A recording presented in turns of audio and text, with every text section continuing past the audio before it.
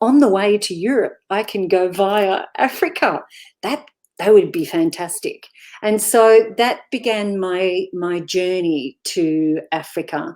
I found that I really wanted to understand what would it be like if I went to a country where I didn't have to explain why I danced or why I loved singing or playing music. I don't have to justify that, because I found that, particularly working in education, you always have to be very clear on what are you teaching, why, how, pedagogy, all of that.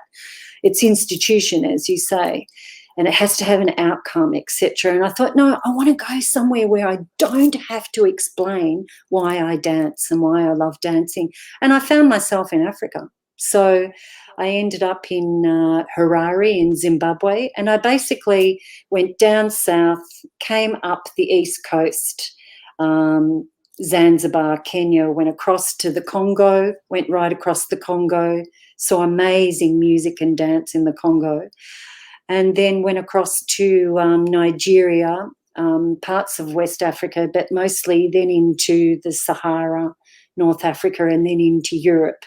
And even when I was in Europe, I ended up gravitating to a lot of African dance, because so many fantastic African musicians and dancers were actually performing in Europe and were teaching in Europe, and I had access to that all of a sudden. So that when I came back to Australia, it was like, wow, there's actually African music here in Australia.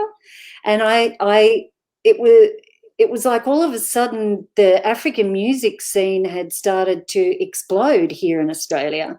And, we had Randy and the Jarroots, for example. Boubacar had come in from Senegal as part of Womadelaide, which is a big world music and dance festival that travels globally. So all of a sudden I found myself in the African music and dance scene, and that's where I ended up doing some really lovely, work with Joe Malachi, Tulasana group from South Africa.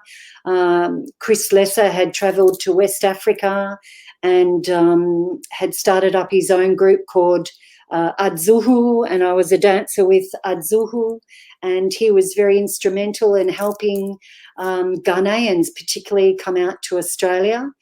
And then there was another band, Moses Ojar, and they had come out to Australia and were doing festivals all around, but I actually saw them at Woodford Folk Festival. And so, I'm out in that network of the arts and the music. So there's an African scene that's happening in Melbourne big time, and still to this very day.